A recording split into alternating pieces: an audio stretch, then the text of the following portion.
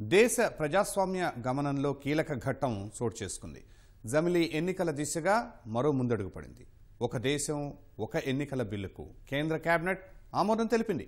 మాజీ రాష్ట్రపతి రామ్నాథ్ కోవింద్ సమర్పించిన నివేదిక ఆధారంగా రూపొందించిన ఈ బిల్లుకు ప్రధాని నరేంద్ర మోదీ నేతృత్వంలో జరిగిన కేంద్ర మంత్రివర్గ సమావేశం ఆమోదం తెలిపింది. ప్రస్తుత పార్లమెంటు సమావేశాల్లోనే జమిలీ ఎన్నికల ముసాయిదా బిల్లులను ప్రవేశపెట్టే అవకాశం ఉంది. మరి బిల్లులో ఏముంది? జమిలీ ఎన్నికలు ఎప్పటి నుంచి?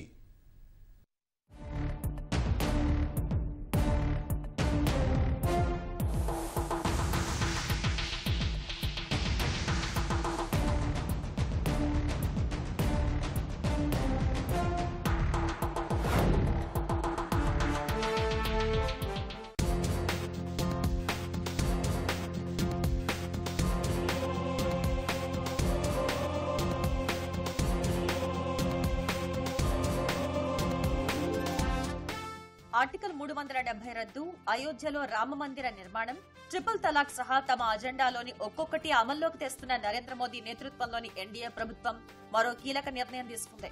ఎంతో కాలంగా చర్చల్లో నలుగుతున్న జమిలీ ఎన్నికల బిల్కు కేంద్ర మంత్రివర్గం ఆమోదం తెలిపింది. ప్రధాని మోదీ అధ్యక్షతన సమావేశమైన కేంద్ర కేబినెట్ ఈ మేరకు నిర్ణయం తీసుకుంది. పార్లమెంటు నుంచి పంచాయతీ వరకు అన్ని ఎన్నికల్ని ఒకేసారి నిర్వహించడంపై మాజీ రాష్ట్రపతి రామ్నాథ్ కోవింద్ నేతృత్వంలోని కమిటీ సమర్పించిన నివేదిక ఆధారంగా ఈ బిల్లు రూపొందించారు. ఈ నేపథ్యంలో తమ సభ్యులంతా తప్పనిసరిగా సభకు హాజరు కావాలని భాజపా, కాంగ్రెస్ విప్ జారీ చేశాయి.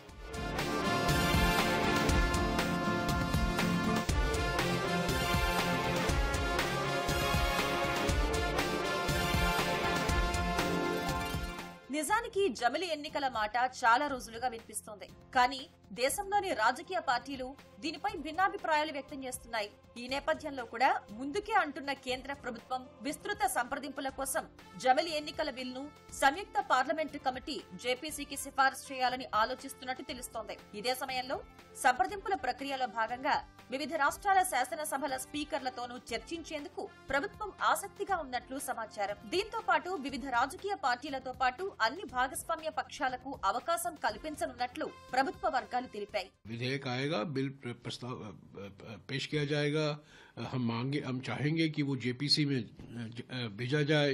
जेपीसी भी इस पर विचार विमर्श करेगी. पर हमारी इंडियन नेशनल कांग्रेस का विचार जो है, पिछले साल ही हमारे कांग्रेस अध्यक्ष माननीय सम्मानित मल्लिकार्जुन खड़गे जी को पूर्व राष्ट्रपति रामनाथ कोविंद की जो समिति थी, उनको 4 पन्ने का एक खत में लिखकर, साफ तरीके से लिखकर कहा है कि हम वन नेशन वन इलेक्शन के प्रस्ताव के खिलाफ हैं, क्योंकि ये गैर लोकतंत्र के खिलाफ है, गैर संवैधानिक है और ये लोक संविधान का बेसिक स्ट्रक्चर जो मूल ढांचा है उसके खिलाफ है, पर लोकतंत्र के खिलाफ. ఈ ప్రతిపాదన ఆచరణాత్మకమైంది కాదని కాంగ్రెస్ అంటోంది. తమ పార్టీ జమిలీ ఎన్నికలకు మద్దతివ్వటం లేదని, ప్రజాస్వామ్యం మనుగడ సాగించాలంటే ఎప్పుడు అవసరమైతే అప్పుడు ఎన్నికలు నిర్వహించాలని కాంగ్రెస్ అభిప్రాయంగా ఉంది.